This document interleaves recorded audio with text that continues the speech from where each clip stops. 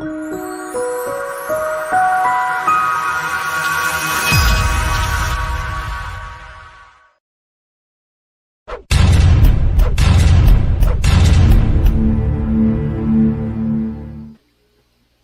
pessoal, sejam bem-vindos a mais um estudo aqui do Livro dos Médiuns. Hoje continuando no item 192, não é? Desenvolvimento da faculdade. Queria agradecer ao Arthur, ao Cláudio, ao Rui e a todos que estão assistindo. Então, Rui, nos fale um pouco mais desse capítulo. Pois não, nossas saudações. Vamos ao estudo de hoje. É a continuidade do capítulo intitulado Médiuns Especiais, que nos mostra diversas aptidões especiais dos médiuns, segundo as características de suas faculdades, e nos ajuda, mediante essa categorização, a reconhecer certos estados, certos atributos que se identificam nos variados médios e nas variadas fases, porque cada médio passa na sua etapa de aprendizado e experimentação. Vejamos então o texto para, na sequência, fazer nossos comentários e compartilhar interpretações e entendimentos. Segundo o desenvolvimento da faculdade, temos médiuns novatos, aqueles cujas faculdades ainda não estão completamente desenvolvidas e carecem da necessária experiência. Amigos, em que sentido devemos compreender, à luz da obra como um todo, o Livro dos Médiuns, o Guia dos Médiuns e dos Evocadores, essa expressão do desenvolvimento da faculdade, de que fala Kardec especificamente neste primeiro tópico? Existe no meio expressões alternativas como educação da mediunidade, outros mais fiéis literalmente dizem desenvolvimento da mediunidade. Como nós devemos compreender isso, tendo já um estudo feito e uma visão do Espiritismo?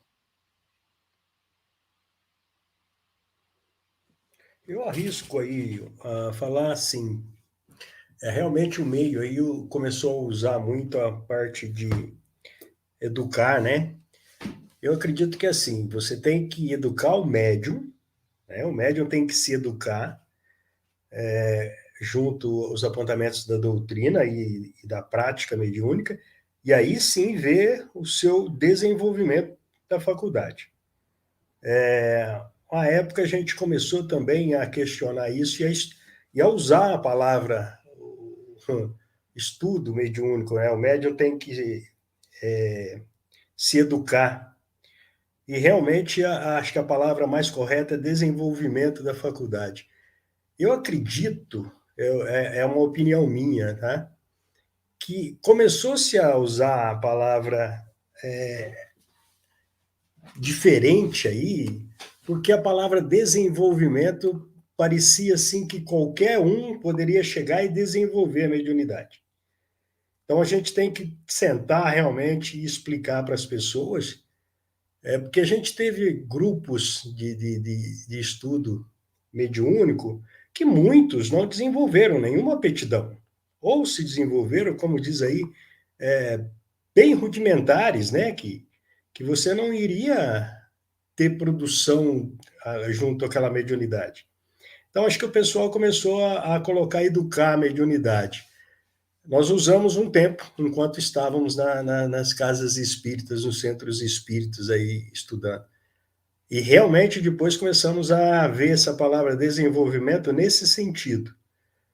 Como qualquer outra profissão, entre aspas, ou qualquer coisa que você vai fazer na vida, você tem que ir desenvolvendo aquela questão aquilo que você está realizando. E isso vai sendo apurado pela experiência, está falando aí, né?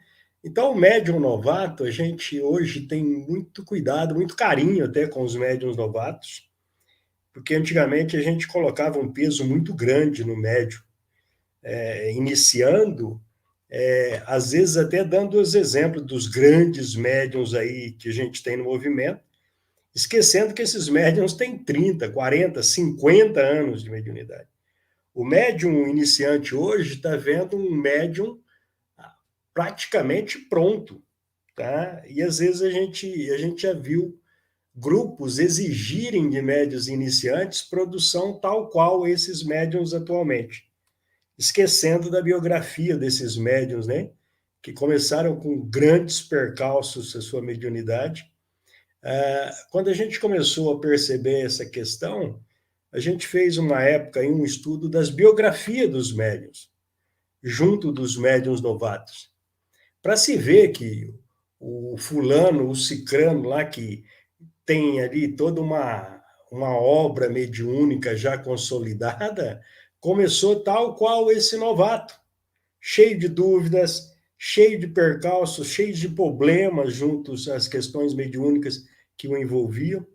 Então, realmente, desenvolvimento da faculdade é o mais correto, só que precisa ficar muito bem explicado para aqueles que iniciam, viu? E o médium, como sempre, se educar junto à doutrina. Tem basicamente mesmo posicionamento do Cláudio, e que eu acredito que a mediunidade seja algo que cada um possua um determinado potencial, né? Cada um tem um potencial mediúnico a desenvolver, e que não é igual para todas as pessoas, né? Assim como qualquer outra habilidade, né?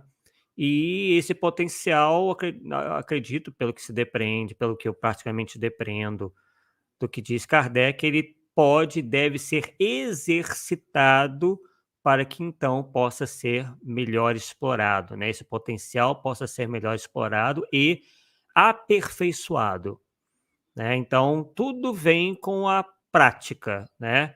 E no nosso caso, especificamente, a mediunidade tem que ser, como o pessoal costuma dizer, educada, mas como vocês bem esclareceram, é o indivíduo que se educa. Como que ele se educa? Através do estudo, né? E também através de um comportamento compatível com aquela atividade, né?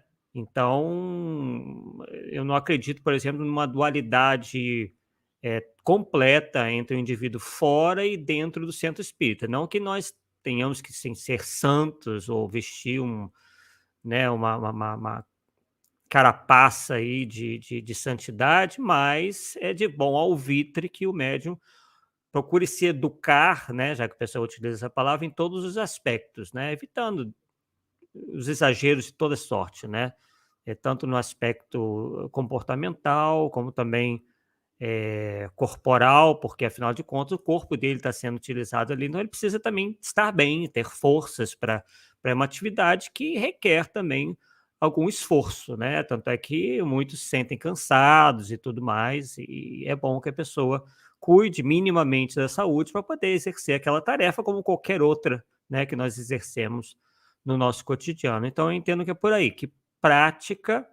a prática vai levar a esse aperfeiçoamento daquele potencial mediúnico. Eu concordo com o que foi dito, bem colocado. Não se deve realmente falar educação mediúnica, né? O que se educa é o médium, né? Desenvolvimento mediúnico. E a gente vai estudar isso mais à frente, mas eu queria frisar que o desenvolvimento mediúnico pode ser feito em casa mesmo, em qualquer lugar, Kardec fala, né? Não existe um lugar ali especial para isso, né? Pode ser realizado por todos, né? E se a pessoa tiver ali em gérmea no organismo alguma mediunidade, vai se desenvolver conforme os exercícios, né? Então é algo natural. Muito bom. Então aprendemos em Kardec que às vezes a faculdade está latente e ela, pelo exercício, é que se desenvolve, se explora e se extrai o máximo para o fim comunicativo que lhe é próprio. Muito bem. Vamos dar continuidade à leitura. Médios improdutivos. segundo o desenvolvimento da faculdade, são aqueles que não chegam a obter mais do que coisas insignificantes, monossílabos, traços ou letras sem conexão. Veja-se o capítulo da formação dos médiuns. Os amigos gostariam de comentar em que sentido se chega a esse resultado? É após uma série de experimentação que se pode concluir se é produtivo ou improdutivo, é isso mesmo? Com certeza. Nós tivemos vários casos aqui, e, na minha opinião, esse é um dos nós hoje dos grupos espíritas organizados aí, centros espíritas e tal, porque o indivíduo, às vezes, não tendo, ou tendo só o rudimento da mediunidade ali, portanto, não vai produzir, essa faculdade não vai à frente, ele não encontra lugar, ele não encontra espaço na casa espírita ou no grupo espírita. Muitas vezes eu vi pessoas se afastarem, e quando a gente questionou essas pessoas, procurou saber, eu não tenho mediunidade, falaram para mim que eu não tenho mediunidade. Então, o norteamento hoje do que se chama centro espírita e casa espírita está com esse nó aí, porque ou você participa da direção ou vamos dizer assim, da parte burocrática do negócio ali, ou você é médio. Você não tendo, e chegando nesse ponto aí, que o exercício mediúnico não te dá nenhuma aptidão pronta ou progresso, você parece não ter lugar ali. Pelo menos a gente viu isso acontecer muito. É muito triste isso, porque a questão do estudo mediúnico, ou do estudo da doutrina, envolve todos os aspectos da vida e todas as pessoas teriam um lugar dentro de uma casa espírita, de um centro espírita. Né? A delicadeza para se lidar com essas questões aí, a gente infelizmente não vê. Por isso até que a gente hoje optou pelos grupos familiares, onde você tem mais espaço, mais abertura para conversar com a pessoa e colocar essas questões que não é só médium que frequenta espiritismo, não é só médium que é espírita, e há muita coisa que a pessoa pode aprender, desenvolver e, quem sabe, lá na frente, colocar em prática todo esse conhecimento. Ô, Cláudio, faz um spoiler aí, no grupo prático, além do médium, né, que funções nós temos, assim, só para dar uma ideia para quem está iniciando e ouve você falar. Olha, você tem inúmeras questões. Num bom grupo organizado, onde, dependendo do tipo de tarefa que é realizada, você precisa de muito apoio. Você precisa de pessoas ali bem concentradas, pessoas tranquilas, independente do que aconteça ali. Você precisaria de pessoas que tivessem uma aptidão muito boa para guardar minúcias das reuniões para serem discutidas depois. Você precisaria de pessoas para conduzir a reunião. Hoje, uma das maiores dificuldades que a gente tem é você achar ou encontrar alguém que se dedique a dirigir uma reunião, a se comprometer com a direção de uma reunião.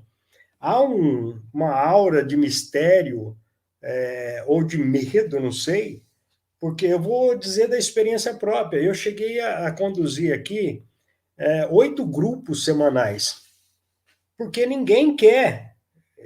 As pessoas dizem que não estão preparadas, as pessoas dizem, não tenho condições. E a gente ouve isso de entre aspas, espíritas velhos na doutrina, no meio aqui. E não querem. E a campo, tá? Vou dar um exemplo clássico aqui. Os meus grupos que a gente organiza geralmente são ligados ao atendimento de espíritos necessitados. A gente trabalha muito com obsessão, trabalha muito com suicídio, e trabalha as duas vertentes, pessoas com tendência e já suicidas concretos. Então, você precisa, na reunião, de pessoas que tenham conhecimento doutrinário, convicção doutrinária, para se manter firme ali, aconteça o que acontecer na reunião. É muito difícil. A gente tem pequenos grupos aí, tem pessoas que, graças a Deus, dão um apoio muito grande.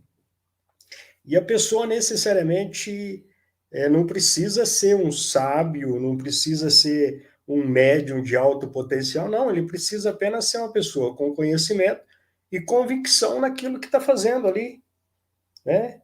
Então, muita coisa poderia ser feita por pessoas que, entre aspas, seriam classificadas como médiuns improdutivos e, infelizmente, se afastam da reunião. Eu acredito que haja uma certa impaciência, tanto do médium quanto às vezes da direção da reunião mediúnica, para com alguns médiuns, né? Sendo que às vezes eles estão apenas necessitando de um pouco mais de tempo para se tornarem produtivos e aí acabam, por vezes, sendo considerados improdutivos, né? É claro, se o indivíduo, por exemplo, já frequenta uma reunião mediúnica assiduamente, está ali, sei lá, 2, 3 anos e não consegue produzir nada, então, né, acredito que ele possa ser remanejado, ou ali mesmo, dentro da reunião mediúnica, ou uma outra atividade dentro do centro espírita, né.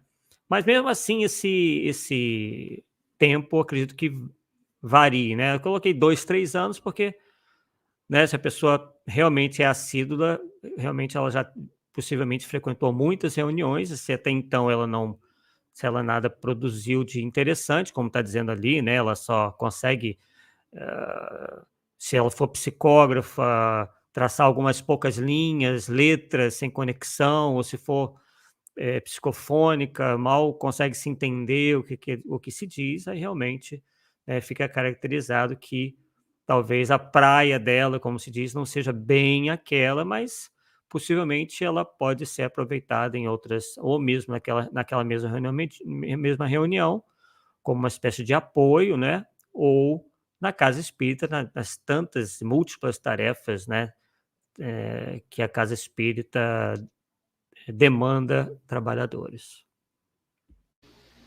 É bem interessante essa questão, né? Inclusive, no próximo capítulo que a gente vai ver que Kardec fala de até 6 meses, né? Inclusive, um dos médiums do Kardec, ele ficou 6 meses tentando até conseguir, né? Se não me engano, é o Dumbbell, né? E só depois de 6 meses conseguiu. Então, realmente tem que ter isso que foi dito, né? Muito bem pelo Cláudio, pela tua paciência, né? De realmente esperar, que pode ser que o desenvolvimento ocorra mais tardiamente em alguns do que outros, né? Então tem que ter paciência. Mas caso não for possível, o médium, a pessoa pode colaborar de outras formas, né? Como dialogador, né? Mantendo ali a coesão da reunião, analisando as comunicações, tudo isso. Complementando, sem esquecer que ele pode ser evocador. Afinal de contas, estamos estudando o guia dos médios e dos evocadores. É interessante que essa função ela é menosprezada e não se empresta maior cuidado com relação a esse aspecto na mediúnica. Não é? O trabalho coletivo, num primeiro momento, numa primeira abordagem, um trabalho coletivo de evocar e, em momentos especiais, individualmente considerado, normalmente a cargo do dirigente ou de um dialogador designado para trabalhar junto a determinado médium desta reunião.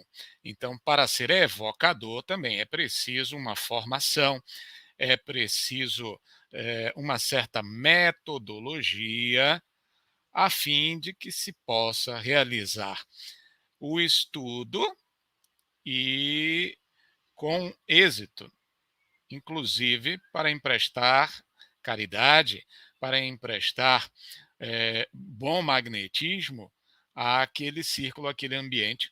Como vamos estudar nos capítulos subsequentes, aguardemos. Continuando a leitura, médiuns feitos ou formados, aqueles cujas faculdades mediúnicas estão completamente desenvolvidas, que transmitem as comunicações com facilidade e presteza, sem hesitação. Concebe-se que este resultado só pelo hábito pode ser conseguido, porquanto nos médiuns novatos as comunicações são lentas e difíceis. Vejam, como fruto da experiência de Kardec, que a generalidade dos médiuns novatos não deslancharam ainda, né? Apresentam comunicações lentas e difíceis, e depois, pelo progresso, é que se tornam assim feitos ou formados, dada a experimentação. É muito interessante a gente conseguir acompanhar no tempo e no espaço um médium desde o seu início. A gente está com alguns médiums aqui já há bom tempo, há mais de 10 anos, e outros iniciando e tal. Esses médiums, vamos dizer assim, mais tarimbados, a gente nota uma sutileza do uso da mediunidade fantástica. Por vezes você está conversando com a pessoa do médium e é rapidíssimo. A questão do envolvimento está tão tranquila e esse médium já tem uma aptidão tão tranquila com os espíritos que a gente às vezes nem nota que você já está conversando com o espírito e não mais com o médium. A gente tem 2 ou 3 médiums assim. E algumas situações dos chamados médiuns feitos ou formados, talvez não entre muito na questão, mas é muito interessante quando você vê o médium trabalhar fora do chamado quadradinho da mediunidade, né? Fora do centro espírita, fora daquelas concepções em que você pode preparar ambiente, essas coisas. Você, às vezes, é chamado em determinado local que não há condições de você fazer, vamos dizer, uma preparação de ambiente, nem nada. Você está num ambiente totalmente estranho. E esses médiums feitos e formados, é uma delícia você ter um médium desse, porque o médium está do teu lado ali, não importa que cor que é a parede, não importa o que está acontecendo ali, você vê a tranquilidade do médium e a atuação mediúnica ali irrepreensível, tranquila, tá? É muito gostoso ver isso. A gente teve oportunidades e tem, às vezes, oportunidades de trabalhar com alguns médiums assim, só que prestando bem atenção. São médiums que estão há 10, alguns há 15 anos que a gente está acompanhando. Então, toda essa sequência de estudo que está vindo aí, Kardec magistralmente fez, é uma delícia de se ver acontecendo. Essa questão aí, médiuns feitos ou formados, me lembrou alguma coisa que eu vou abrir aqui um pouquinho. Está dentro ainda do nosso assunto, né? Que foi uma onda que teve ano passado, eu acredito que ainda exista um pouco disso, que é a chamada escola para médiuns ou cursos para médiuns, que inclusive tinha formatura e tudo, se distribuía diploma, certificado. Eu queria saber o que os companheiros acham disso. Arthur, para de causar treta, cara. A gente teve alguns anos atrás aqui, a gente dirigia o departamento mediúnico de um centro aqui, um centro que nos formou, inclusive, e umas 2 ou 3 vezes, se eu não me engano, chegou pessoal assim de São Paulo e vinham com carteirinha. Médium formado pela Associação XYZ. E vinham assim, eles já vinham para participar como médium do grupo e pronto. Quando a gente falava que a gente pedia pelo menos uma ambientação com o grupo, né? que a pessoa frequentasse durante um tempo ali. Alguns ficavam bem irritadinhos, porque eles tinham diploma, tinham carteirinha de estudante de médium e de médium formado. Então você vê de tudo nesse meio, né? Infelizmente, né? E se teve uma época, acho que teve um boom aí que tinha essas coisas muito. Me parece que parou um pouco isso aí.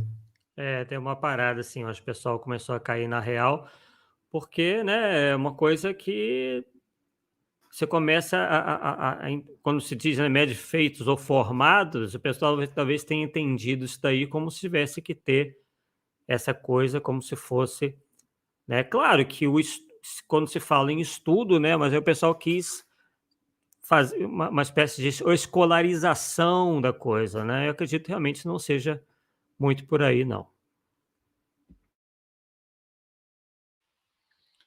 Muito bom, vamos dar sequência. Médiuns lacônicos.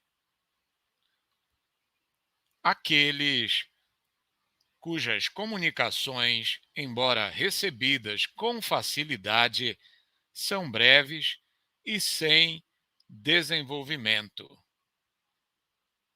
Médiuns explícitos.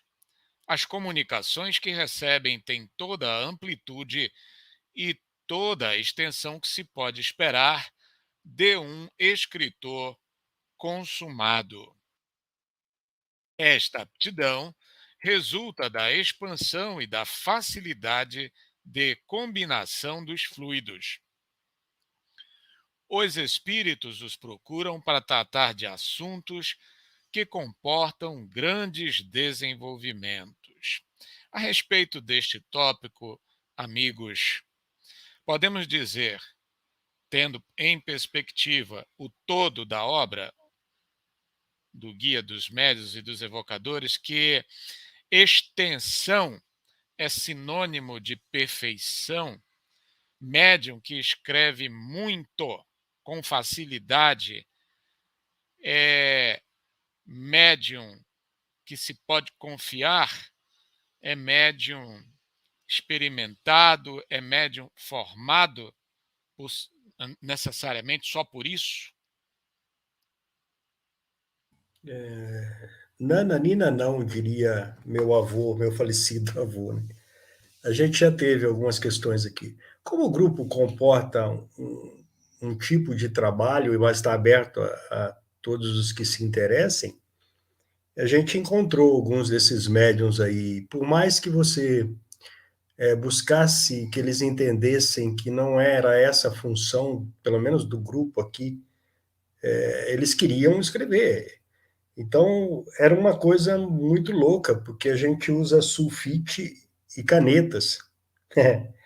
E você não vencia comprar sulfite e caneta. Esses médiums escreviam 50, 60 folhas para uma comunicação que, tudo bem, a gente acompanhou um tempo, mas você via que, embora os assuntos fossem de bom grado, você podia sintetizar aquilo em 5. Então, a gente tentou algumas vezes levar esses médiums a terem um pouco mais de cuidado, mas alguns já queriam escrever livros e espíritos realmente apareciam para escrever livros, etc. e tal, e o médium se dá uma deslumbrada, sabe? É, tem muito cuidado com isso aí. Essa facilidade aí é própria da mediunidade, é própria desse médium, tá? Mas poderia ser muito bem trabalhada. Infelizmente, os que a gente encontrou, a gente não conseguiu dar prosseguimento. Tá bem claro que quantidade não quer dizer qualidade, né? Então tem que se separar as duas coisas. O fato de se produzir muito não quer dizer que a qualidade vá necessariamente acompanhar. Então tem que se estar muito atento em relação ao conteúdo dessas mensagens. O médium também, como bem alertou o Cláudio, não pode nem deve se envaidecer.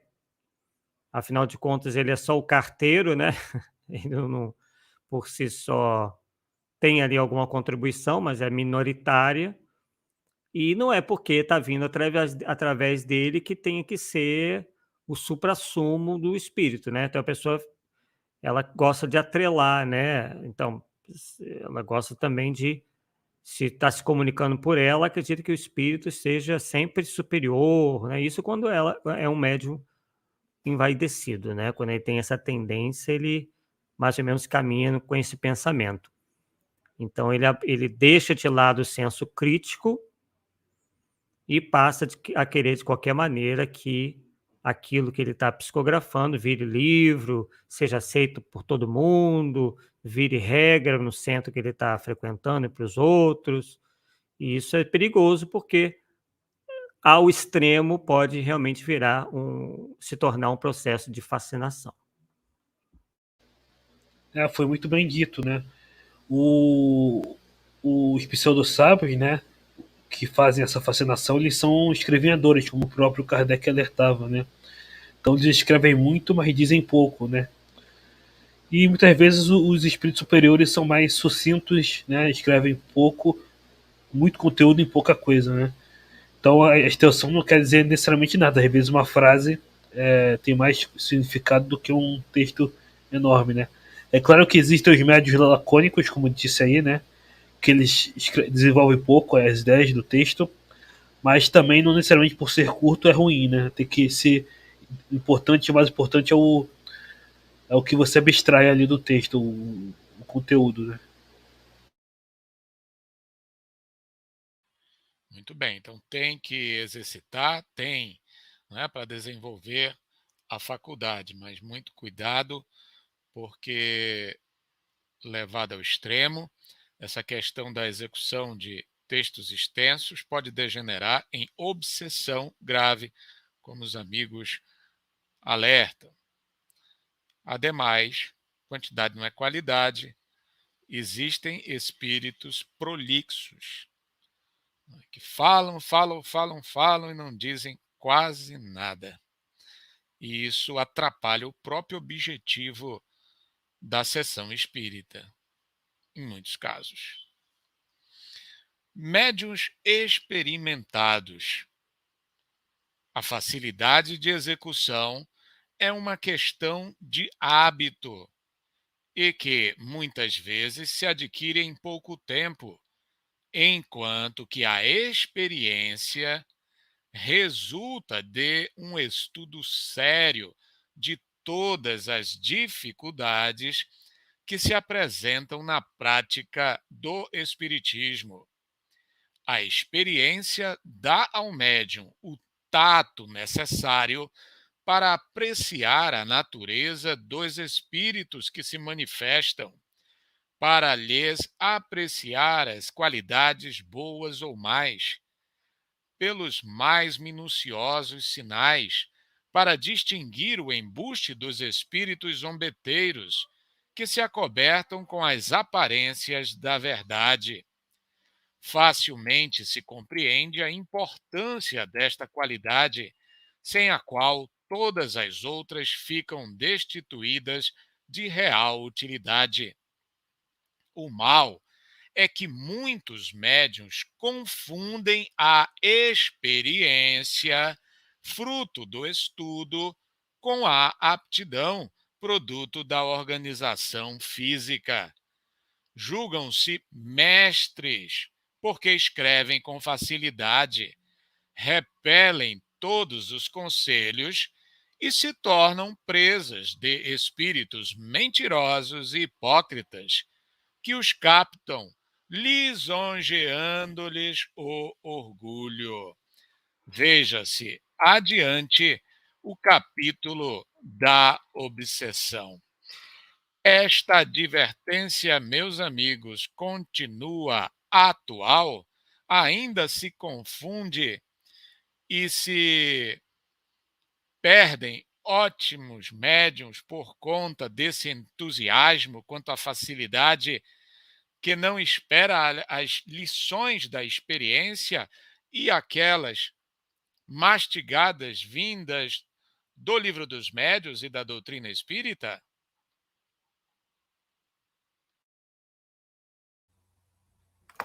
Olha, com toda certeza, viu?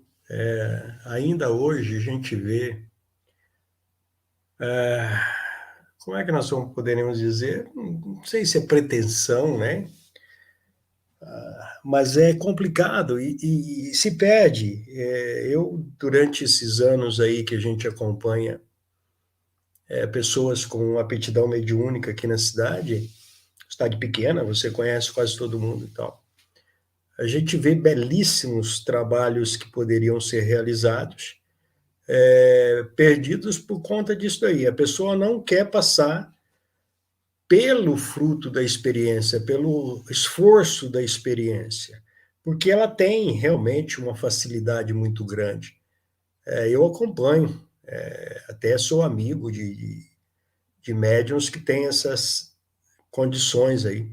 Tem uma aptidão natural para a mediunidade, para alguns aspectos mediúnicos, mas não querem participar, ou quando tentaram participar, queriam que a sua palavra fosse a única, fosse a última, e sem experiência, ou seja, é um caminho para um buraco à frente aí, não tem nem como. Mediunidade sem experiência pôr a perder muita coisa. Então, infelizmente, a gente vê muito isso. E a experiência é só tempo. Eu trabalho com alguns médiuns aqui que, se a gente for contar as experiências que a gente teve com esses médiuns, porque esses médiuns se dedicaram a experimentar. Vamos lá, olha, eu estou vendo ali, mas eu ainda não tenho certeza, então eu quero participar para a gente ir vendo, para ir colhendo informações, para ir trabalhando em conjunto, para ver se aquilo que eu estou vendo é real. Isso que eu falei, eu não sei. Então vamos pôr ali, vamos jogar aqui para a espiritualidade durante um certo tempo, depois vamos checar. Hoje a gente trabalha com alguns médiuns até por esse canal aqui da internet, e a gente vê o fruto de coisas que a experiência demonstra. Você começa com um médium totalmente rude, duvidoso, lento, como diz aí, é difícil você tirar alguma coisa do médium, mas ele persistindo, ele se dedicando, ele realmente se esforçando, como o Arthur falou aí, 2, 3 anos, a gente, inclusive, guarda o material desses médiuns aí. Quando você expõe o material que esses médiuns produziram, eles próprios ficam bobos de ver a evolução, o progresso que eles tiveram. Aliás, o progresso que eles tiveram como pessoa e o progresso da aptidão mediúnica. Mas precisa-se ter essa paciência, passar pela experiência pouco a pouco aí. Esse trecho aí obviamente uma continuação do anterior, né? Existe todo um encadeamento do pensamento de Kardec, e essa última frase aí é vital e muito ignorada, né? Quando ele diz que julgam-se mestres porque escrevem com facilidade, quer dizer, então confundem quantidade com qualidade, e esse alerta aí que é ignorado por um número razoável de médiuns, né, que repelem todos os conselhos e se tornam presas de espíritos mentirosos e hipócritas, que os captam lisonjeando-lhes o orgulho. Eu, como vocês sabem, tenho dedicado justamente a esse estudo aí, né, esses fatos que vêm ocorrendo, e eu tenho percebido, dando assim exemplos mais claros, né, que na maioria das vezes é assim, eles elogiam ou começam a elogiar o indivíduo, né, o médium, as qualidades dele, de todas as maneiras. Outros também, além de elogiar, vêm assim, querendo passar para o médium que ele tem uma missão assim muito especial, né, quase que mundial às vezes, ou até universal, porque como eu tenho sempre lembrado, a mania agora são os médiuns receber mensagens de ET, né? E aí começar a dizer que são representantes de grupos de espíritos galácticos e e que vem de planeta X, planeta Y, e que eles vão trazer grandes revelações, que é uma missão muito especial. Então, isso vai cada vez mais fazendo que o indivíduo se envaideça, né? Vão explorando esse orgulho desmedido, né? Que ele já demonstra ter, né? Já está completamente ali fascinado, né? Ou se encaminhando para se fascinar.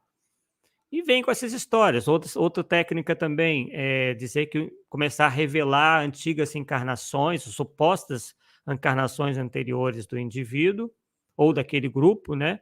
E sempre com condições muito especiais, que eram pessoas muito importantes, né?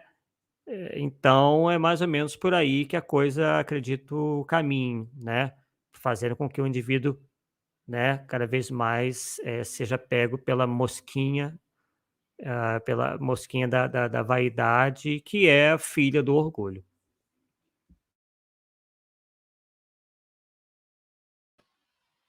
É isso mesmo, não é?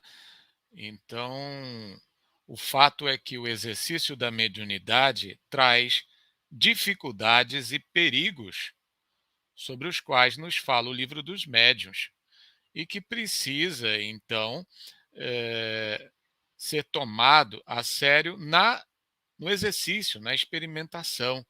Por isso é que Kardec fala tanto dessa diferença em prol do médium experimentado, que viu na prática esse assédio dos espíritos impostores, dos espíritos pseudo-sábios, que se imiscuem, né, que se infiltram sutilmente com lisonja, com uma série de subterfúgios, a ponto de os médiuns mais notáveis do ponto de vista da faculdade confundirem como se anjo da guarda fosse o espírito fascinador, né, o espírito impostor. Então, isso é uma história triste que se repete em diversos quadrantes do movimento espírita, porque começa a se achar infalível o médium que demonstra facilidade de comunicação, uma faculdade ostensiva bem notável, característica, como se fosse salvo-conduto para jamais errar, para jamais ser enganado, e não é assim que as coisas funcionam. Vejamos agora médiuns maleáveis. Pois não, Eu Érico? só queria acrescentar isso, que realmente o movimento espírita não tomou muito bem essa nota, né, e realmente aceitam muitas mensagens apócrifas, né, sem uma análise racional, simplesmente por o médium ser muito produtivo, ser muito, muito moralizado, né. Até perguntaram aqui o que vocês acham da nova corrente espírita que se diz não ser mais necessário hoje em dia evocar os espíritos, né? Porque realmente aceitam qualquer, né, teoria vinda dos espíritos só porque o médium é muito escrevente ou muito moralizado, né? Realmente. Mas aí data vênia não é corrente espírita isso não. É um abandono do espiritismo, é o abandono do livro que estamos estudando, né? Cujo capítulo que contém um capítulo especialmente dedicado à evocação. Então, isto significa a infiltração de um espírito pseudo-sábio, de um grupo de espíritos pseudo-sábios que vieram dizer para abandonar a ciência espírita. Então, é o resultado de uma fascinação, como os amigos falaram, não é? De aceitar a falsa doutrina pela empolgação quanto ao médium. E quanto à pergunta do amigo aí, como diz, a corrente não é espírita e não é nova. Porque isso aí já na época de Kardec já tentaram, como é que era? O espiritismo sem espíritos, né? Que não precisava mais dos espíritos. Então, não é nova, não. É a velha turminha querendo tumultuar o caminho do espiritismo. Isso aí, infelizmente, tem quem cai, né? O golpe está aí, tem quem cai, né? Não é Tem nova, aquela não. frase que se espalhou, né? O telefone só toca de lá para cá. De lá para cá. Então pegaram isso daí para dizer, não precisa evocar, porque os espíritos que vão se apresentar espontaneamente. Então, é mais ou menos esse aí o argumento, e realmente não é uma corrente nova, não é uma ideia nova. E isso está relacionado, né, com uma tentativa de definir um poder, uma ascendência sobre o grupo ou coletividade. Porque quando se renuncia à evocação, um determinado grupo ou, em particular, um espírito passa a ser o comunicador mais frequente, fazendo com que ele possa impor mais facilmente as suas convicções pessoais a grupos.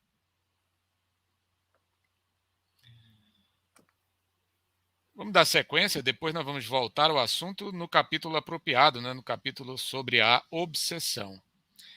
Mas, falando do encadeamento lógico, Kardec nos mostra na sequência, casado com a evocação, os médiuns maleáveis. Quem são?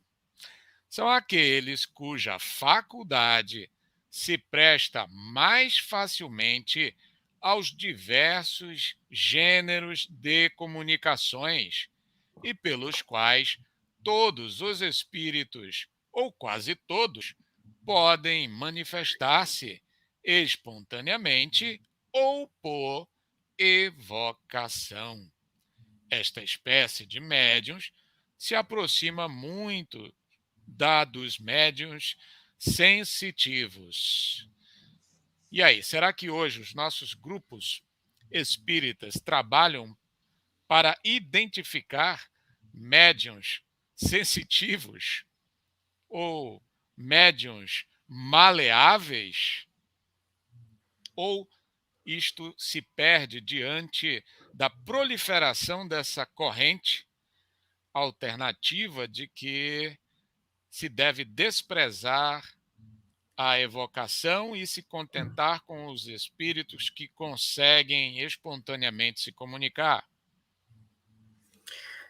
Infelizmente, no meio isso está esquecido, né? E é um prazer quando você consegue visualizar no médium essas capacidades aí, essa maleabilidade. Nós temos duas, aliás. Aliás, outra coisa também que a gente vem observando ao longo dos anos aí, você tem hoje, acho que 80% ou 90% dos médiuns mulheres, né? Os homens correm da mediunidade como o diabo corre da cruz. É terrível, dá o que fazer. Eu tenho, para falar a verdade para vocês, eu tenho um médium masculino no grupo. Mas vamos lá. A médium maleável é uma delícia você trabalhar, porque você tem N número de possibilidades. Vou comentar uma experiência que tive ontem numa reunião online, hein? A médium, que trabalha já, vai para 7 anos. E está num crescendo a capacidade mediúnica e a capacidade da pessoa, do médium. Nós tínhamos uma reunião e era feita uma evocação que foi pedida aí numa situação tal. Bom, ela estava com as filhas que infelizmente não dormiram. Inclusive a gente faz a reunião bem tarde para que as filhas não perturbem, né? Ou ela também não perturbe as filhas. E as filhas não queriam dormir, pronto. Resultado, a maleabilidade dessa médium está num tal que as filhas ali, conversando com ela conversava e dava atenção para as filhas e, ao mesmo tempo, passava as informações que vinham pelo sentido da sensibilidade mediúnica. E tudo depois foi checado, tá? E os pontos todos casaram. E é gostoso de você ver isso. Essa médium, nós estamos quase já para classificar ela como uma médium maleável. Em outras ocasiões, por exemplo, como ela foi alertada de que ela falar, uma das pessoas que estava na sala provavelmente se ficaria melindrada, ela falou, olha, estão pedindo aqui para me escrever e enviar direto para você. E veio por escrita. E isso era uma coisa que não tinha acontecido ainda com ela. Então a gente vê que a parte espiritual, o grupo espiritual, está encontrando essa maleabilidade nela de acordo com as necessidades da reunião. Muito bom isso. E, infelizmente, esquecido no meio, né? E acredito que esses médiums sejam um produto, ao mesmo tempo, de uma faculdade mais própria para isso, né? Um potencial mediúnico talvez maior, né? Que lhe dê ensejo a ter esses diversos gêneros de comunicação, né? E também, acredito, provenha da prática, né? Então, acredito que esses dois fatores aí possam produzir esses médiuns maleáveis, que juntam um potencial mediúnico já maior, né? Digamos assim, um pouco acima da média e junto com uma prática já bastante também desenvolvida, né?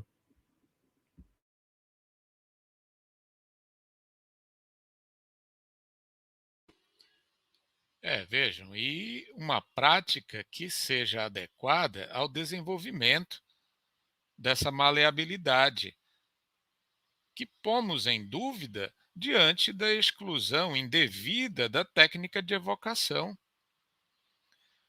Então, quando o médium novato, conquanto maleável, ele está ao julgo de uma certa influência, ele precisa de um auxílio, de um concurso que pode vir via evocação para sair dessa influência e fazer perceber que essa maleabilidade está presente e a serviço da comunicação que se pode estabelecer, aprimorando-se o magnetismo, né, e o psiquismo do médium, através da sua moralização, através do seu aperfeiçoamento moral, né, intelecto moral. Isso se perde muitas das vezes, né, porque se confunde e não se aproveita o potencial. Quero dizer que eu tenho ao raio do meu alcance um médium maleável que me proporcionou, dentre as experiências que eu tenho mais rica, mais significativa, que foi uma comunicação com um parente meu encarnado, né, que se não fosse essa maleabilidade, não fosse esse médium, ele não poderia estabelecer essa comunicação e dar-nos orientação sobre o seu estado, sobre, enfim, algo que podemos fazer para ajudá-lo. Então, é uma experiência que nós tivemos por meio de evocação, da evocação de um encarnado, por meio de um médium maleável. É interessante analisar isso do ponto de vista da sociedade parisiense, né? Na sociedade, por exemplo, você tinha, no mais das vezes, um médium para cada espírito, né? Por exemplo, o Dumbbell, se não me engano, era do Erasto, né? Aí você tinha um para o espírito da verdade. Então, os médiums maleáveis, eles são aqueles que conseguem se comunicar mais facilmente com vários, né? Eu não sei se existe um universal, né? Um que seja completamente universal, absoluto. Eu acho que existe mais ou menos maleáveis, mas se a gente for olhar, por exemplo, na sociedade parisiense, a maioria ali era só um médium para um espírito, né? Então existe essa questão de que às vezes um médium ele tem mais uma exclusividade com um espírito específico e tudo mais. Nós vamos ver na sequência os médiuns exclusivos, mas não podemos generalizar nesse sentido, diante do posto de guia. Então vejam que na metodologia empregada na sociedade parisiense, os médiuns eram muito estimulados a manter comunicações em sentido auxiliar com seus guias.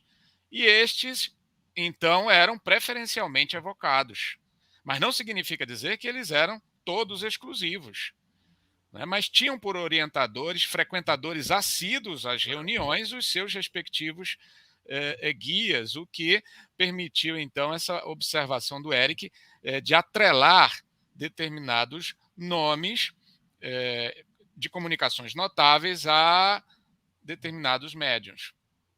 Mas Kardec teve oportunidade de transmitir para a gente nas páginas da Revista Espírita, que conviveu lá na sociedade com médiuns maleáveis que propiciaram toda uma série de estudos de caso, para acompanhar todas as fases existenciais, inclusive especialmente na erraticidade, dos diversos espíritos, componentes de todas as classes, todos os perfis psicológicos, conforme retratado em resumo na segunda parte do livro O Céu e o Inferno e em diversos fascículos da própria Revista Espírita.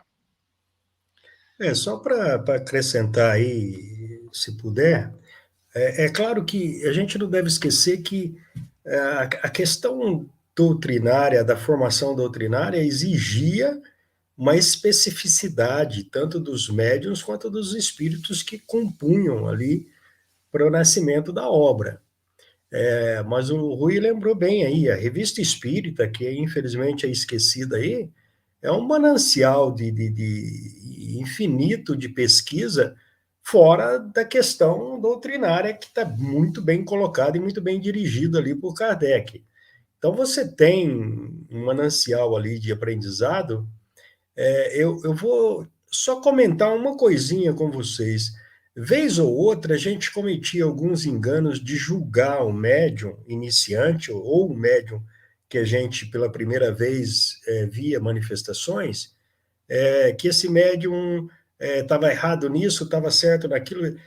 Era uma coisa muito maluca da gente fazer isso, e eu falo aqui vamos dizer assim, de experiência própria, sem ter a experiência de conhecimento doutrinário. Esse que é o grande problema do movimento. A pessoa que recebe o médium, que trabalha com o médium, que às vezes até julga a produção daquele médium, não tem conhecimento da obra. E eu falo isso porque eu cometi muito esses enganos. E aí o que acontecia? Quando a gente teve a oportunidade de compulsar melhor a obra, realmente mergulhar na obra, como estamos fazendo até hoje, a Revista Espírita e mais alguns apontamentos que tem aí, a gente notava os erros que a gente cometia, porque aquela mediunidade ali está classificada, foi observada em algum aspecto dentro das pesquisas de Kardec. É que a gente esquece que o homem fez em 12 anos o que a gente não está conseguindo fazer em séculos. Né? E o pessoal ainda teima em dizer que está ultrapassado, né? Mas vamos lá, vamos seguindo.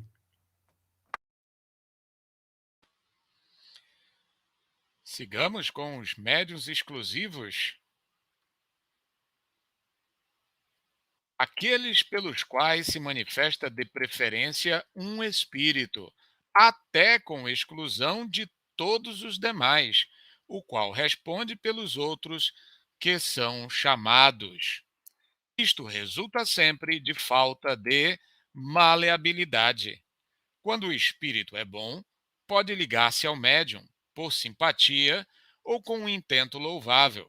Quando mal, é sempre objetivando pôr o médium na sua dependência. É mais um defeito do que uma qualidade e muito próximo da obsessão. Aí então a explicação de Kardec. Embora, gente, em outro trecho, se não me engano, da página da Revista Espírita, Kardec coloca que o fato dessa limitação, por falta de maleabilidade, não é impedimento à produção boa de um médium seguro. Né? Se ele só consegue se comunicar bem com o seu guia, com um pequeno círculo de espíritos familiares, Kardec nos aconselha a incluir como expediente metodológico que a mensagem se dê de maneira terceirizada. Isto é, que se utilize esse espírito que tem facilidade de se comunicar como um intérprete de segunda mão da mensagem do espírito evocado, do espírito com quem se deseja comunicar. Isso é muito interessante para que não desprezemos a qualidade, a utilidade dos médiuns exclusivos. Claro, sempre com atenção para a possibilidade de ele estar vinculado a um espírito imperfeito.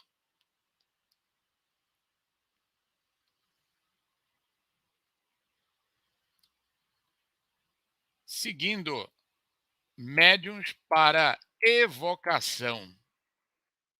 Os médiuns maleáveis são naturalmente os mais próprios para este gênero de comunicação e para as questões de minudências que se podem propor aos espíritos. Sob este aspecto, há médiuns inteiramente especiais. As respostas que dão não saem quase nunca de um quadro restrito, incompatível com o desenvolvimento dos assuntos gerais.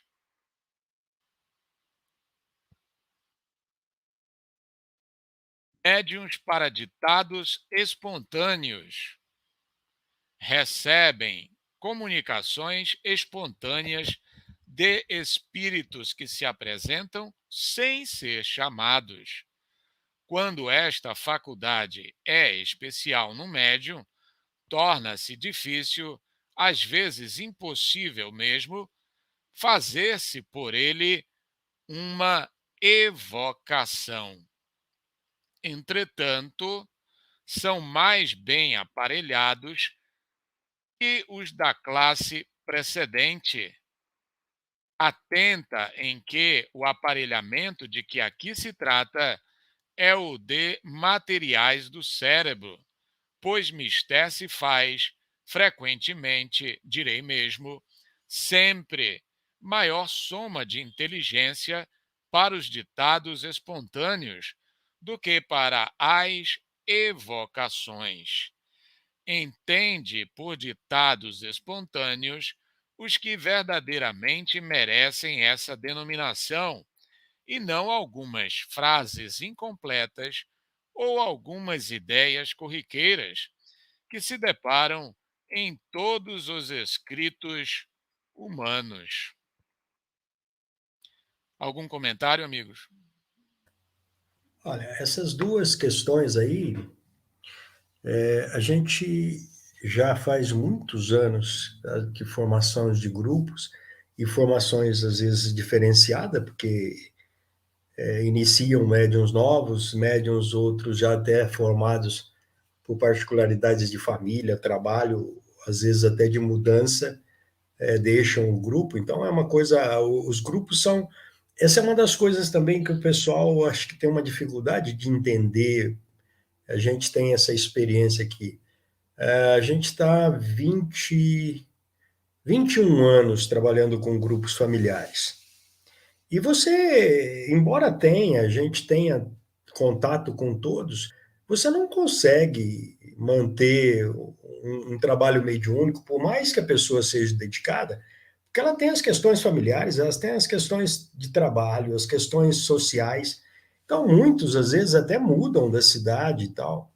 E, infelizmente, a gente perde, às vezes, esses trabalhadores para essas coisas. Outros vêm. Então, as formações são sempre variadas, embora você mantenha ali um núcleo, porque é um núcleo familiar, né? Você consegue manter por mais tempo, às vezes, os médios ativos. E aí, essas duas questões aí, para trabalhar com evocações, se você não tiver um médium maleável, fica complicado. Muito complicado, porque a própria questão aí do médium maleável já deixa claro. E quando você tem esses médiums para ditados espontâneos também, é muito bom. E a gente tem essa oportunidade de trabalhar com esses dois tipos de médiums atualmente. Tá? Os ditados espontâneos, a gente chama eles até de naturais. Às vezes você está numa reunião com os amigos, conversando naturalmente de qualquer outro assunto, tá?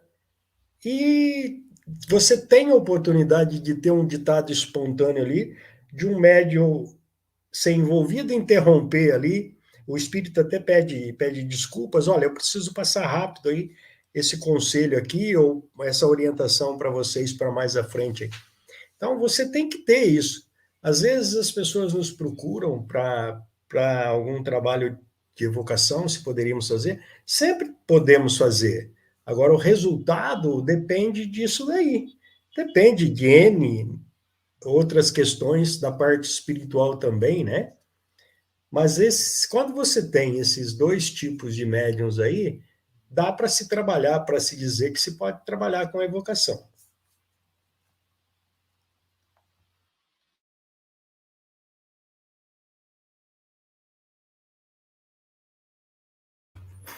Realmente, o que a gente pode perceber é que a ciência espírita ela difere, né, da ciência dos encarnados, digamos assim, né, ou das leis, ciência que trata das leis naturais, das questões da física, da biologia, que você tem variantes praticamente quase que o infinito, dependendo da situação, né? Então você tem que ter essa noção, essa ideia de que não é matemática, às vezes você faz uma coisa e não necessariamente vai obter o mesmo resultado, porque a contingência, a situação, as variantes são as mais diversas, você está lidando com inteligências, né? Então, é claro que existe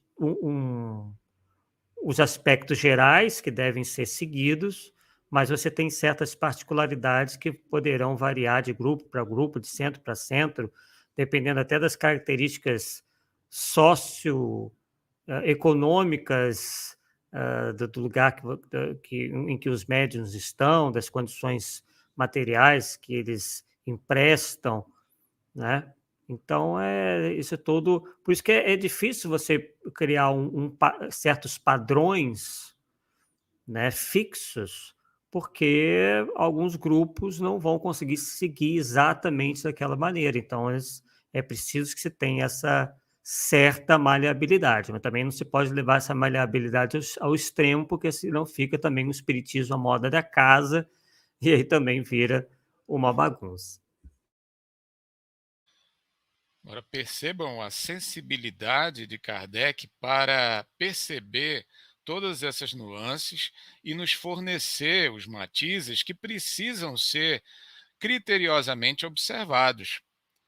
Quando nos apropriamos dessas instruções, percebemos a responsabilidade dos dirigentes de grupo para perceberem, então, não só que existem as variedades, mas como elas precisam ser adequadamente tratadas e exploradas, sem abafá-las, sem, como disse o Arthur, né, querer padronizar de forma rígida e imprópria, e tudo isso requer anotação, observação continuada dos médiuns por parte dos dirigentes de grupo.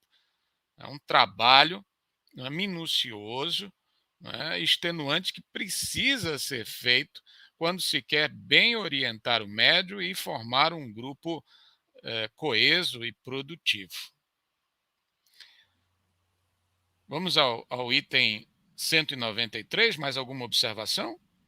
Só para complementar aí, além de tudo isso que foi dito aí sobre os grupos, Lembrando sempre essas questões de N possibilidades, tanto no tempo quanto nas questões até pessoais de cada médium, como diz o Arthur aí. Às vezes a gente fazia um trabalho mediúnico sem dar importância ao elemento material, ou seja, ao elemento humano. E às vezes até nos perguntava, por que tal médium ali não está produzindo, não está conseguindo se concentrar, não está conseguindo participar como participava há pouco tempo atrás? E aí a gente foi sendo chamado a atenção para essas questões.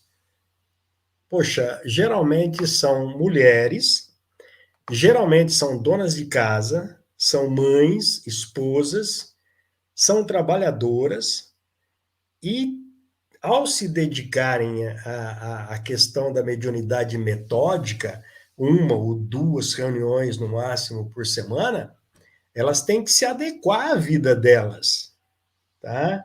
E a gente não punha essa variante na questão da produção mediúnica, da qualidade mediúnica que estava ali.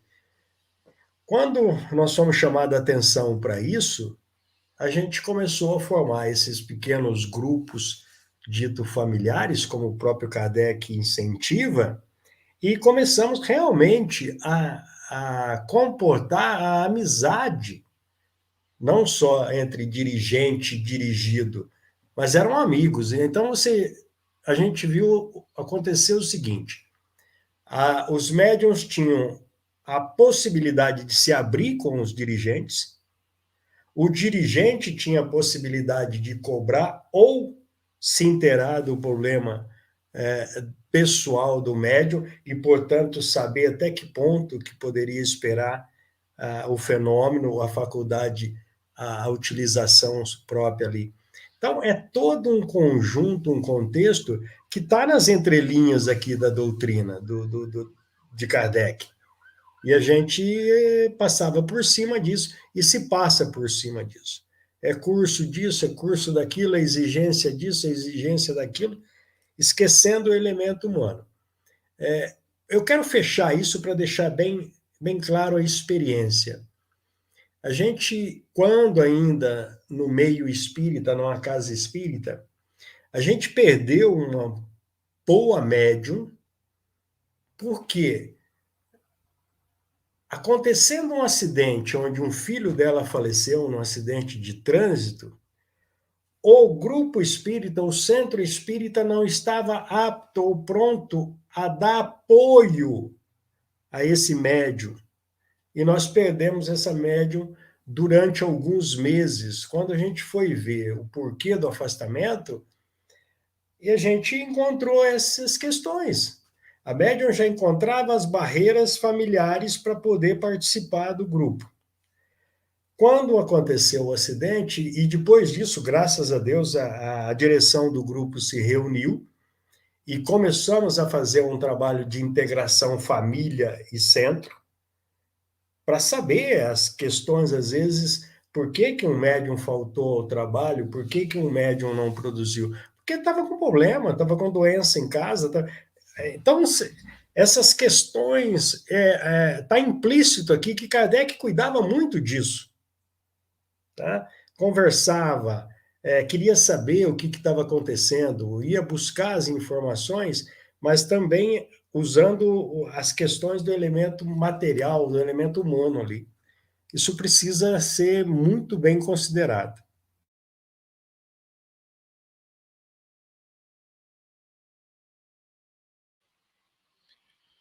Muito bem, vamos seguir ao item 193, terceiro, segundo o gênero e a particularidade das comunicações. O que temos?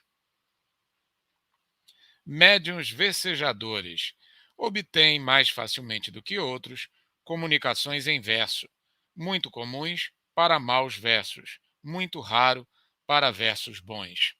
Médiuns poéticos, sem serem versificadas, as comunicações que recebem têm qualquer coisa de vaporoso, de sentimental, nada que mostre rudeza. São, mais do que os outros, próprios para a expressão de sentimentos ternos, e afetuosos. Tudo nas suas comunicações é vago, fora inútil pedir-lhes ideias precisas, muito comuns. Médiuns positivos. Suas comunicações têm geralmente um cunho de nitidez e precisão, que muito se presta às minúcias circunstanciadas, aos informes exatos, muito raros. Médiuns literários. Não apresentam nem o que há de impreciso nos médiuns poéticos, nem o terra a terra dos médiuns positivos. Porém, dissertam com sagacidade. Têm o estilo correto, elegante e, frequentemente, de notável eloquência. Médiuns incorretos podem obter excelentes coisas, pensamentos de inatacável moralidade, mas num estilo prolixo, incorreto, sobrecarregado de repetições e de termos impróprios. A incorreção material do estilo decorre geralmente da falta de cultura intelectual do médium, que, então, não é, sob esse aspecto, um bom instrumento para o espírito, que a isso, aliás, pouca importância liga. Tendo como essencial o pensamento, ele vos deixa a liberdade de dar-lhe a forma que convenha. Já assim não é com relação às ideias falsas e ilógicas que uma comunicação possa conter, as quais constitui sempre um índice da inferioridade do espírito que se manifesta. Médiuns historiadores, os que revelam a aptidão especial para as explanações históricas. Esta faculdade, como todas as demais, independe dos conhecimentos do médium, porquanto não é raro verem-se pessoas sem instrução e até crianças tratar de assuntos que lhes não estão ao alcance, variedade rara dos médiuns positivos. Médiuns científicos. Não dizemos sábios porque podem ser muito ignorantes e, apesar disso, se mostram especialmente aptos para comunicações relativas às ciências.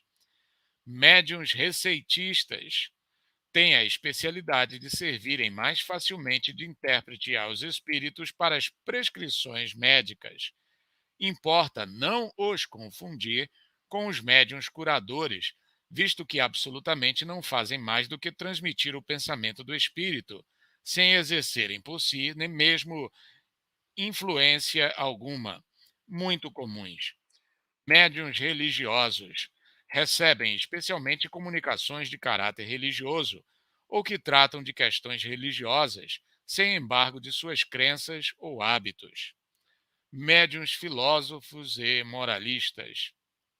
As comunicações que recebem têm geralmente por objeto as questões de moral e de alta filosofia, muito comuns quanto à moral.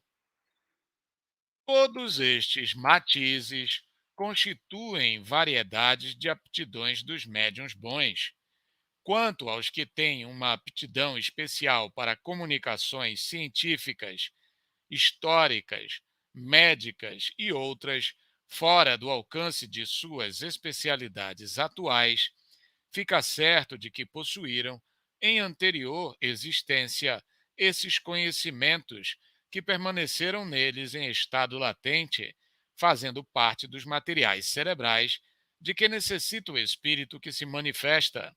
São os elementos que a este abrem caminho para a transmissão de ideias que lhe são próprias, porquanto em tais médiuns encontra ele instrumentos mais inteligentes e mais maleáveis do que num ignaro. Erasto. Algum comentário, meus amigos? Por isso se deve estimular a aquisição de cultura pelos médiuns em geral, é certo?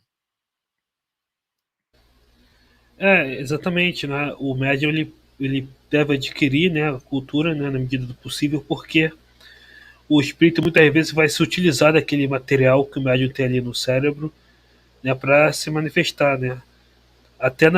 Isso até no mecânico também acontece, né? É claro que muitas vezes isso pode vir de conhecimentos de vidas passadas, né?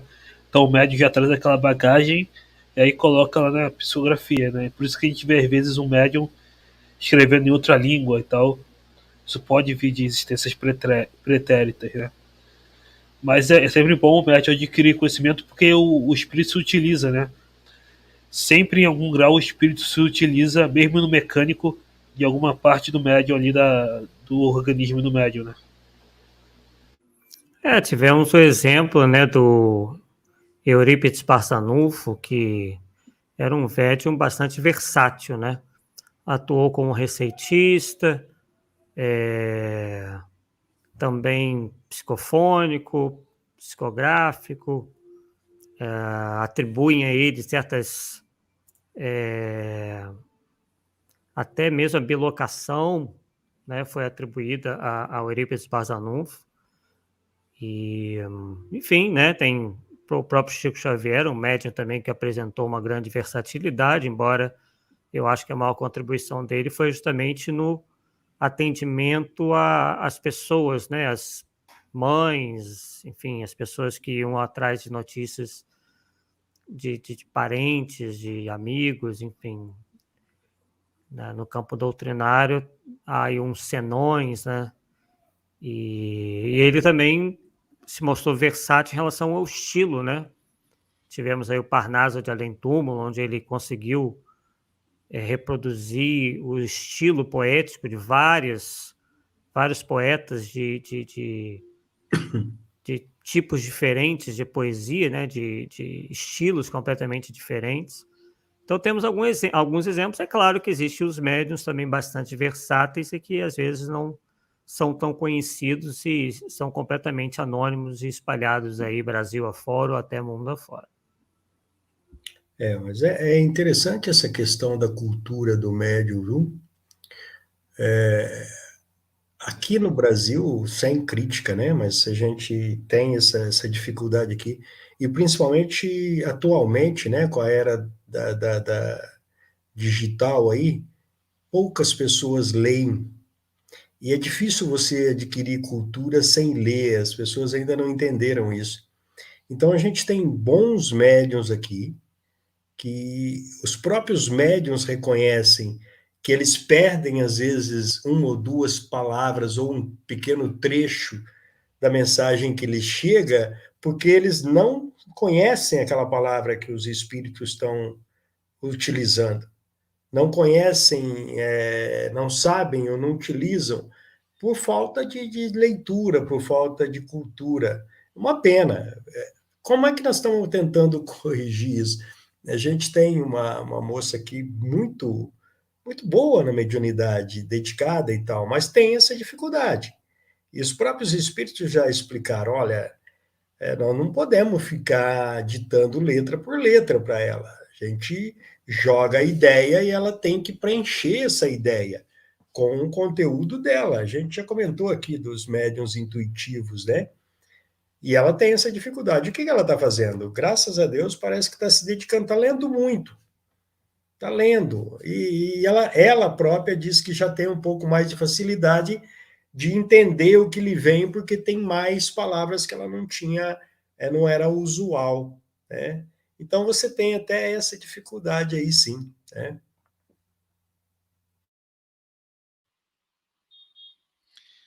Falando sobre isso, vocabulário, Cláudio, eu lembro numa determinada experimentação mediúnica nossa que nós aprendemos uma palavra com o espírito comunicante, né, por nosso intermédio, e fomos ao dicionário procurar. A palavra é mandinga, né, e eu confesso que quando eu ouvi eu não atinei, né, nunca tinha ouvido falar ou já tinha esquecido tal. E aí fomos ao dicionário e pudemos perceber a qualidade do comunicante, né, o que ele queria dizer. Mas, enfim, para nós foi uma lição assim de como nós podemos, inclusive, nos apresentar assim pobres do ponto de vista da língua, né? Do ponto de vista do vocabulário, numa situação que exige esse domínio, não é? Olha, você falou em palavras aqui, eu não posso deixar de mencionar essa. Eu tenho uma palavra favorita também. Num longo trabalho que nós tivemos com uma médium bem perturbada aí, um amigo espiritual, que era o mentor dela, o protetor dela, depois de anos a gente passou a conhecê-lo, o Raj, era um indiano, e ele uma vez utilizou uma palavra através dela, monções, para explicar que a eclosão da mediunidade vem como as monções. Eu boiei, a médium ficou mais louca ainda, né? Quando a gente foi procurar isso daí, naquela região da Índia, monções são as épocas de chuva, do plantio do arroz, que é o que dirige a vida de vários povos lá. Ou seja, quando chegam as monções, eles sabem que vão ter produção lá na frente, mas tem todo o trabalho que é o plantio, o cuidado do plantio e depois a colheita. Ele estava tentando explicar que a médium estava passando ali por um rude plantio, tá? Através da perturbação, e realmente lá na frente a gente colheu bons frutos com essa mediunidade.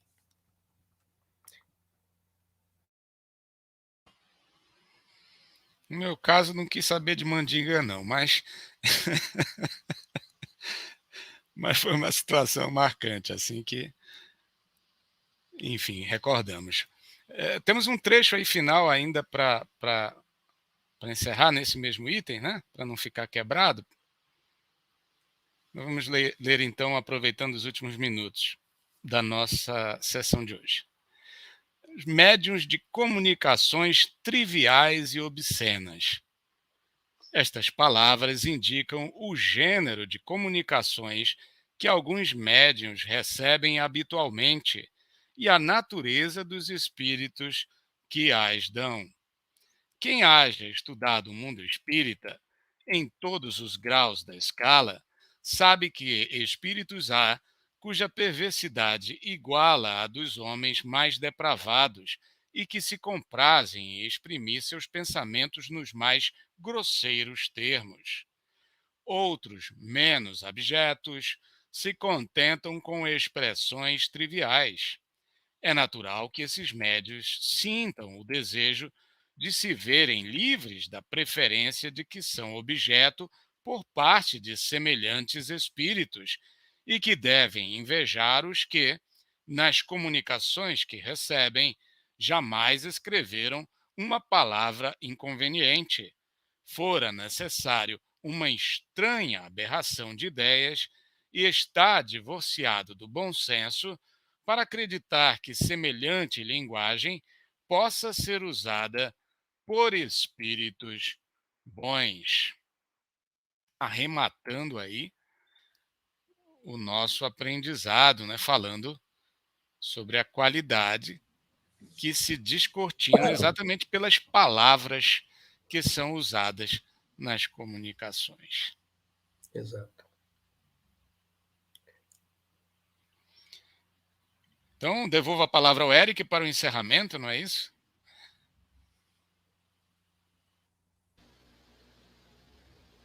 Excelente. Então, eu queria agradecer a todos, ao Cláudio, ao Arthur, ao Rui, a todos aqui do chat também. E vocês têm mais uma colação a fazer? Então é isso, pessoal. Até a próxima. Um abraço. Boa noite a todos. Boa noite.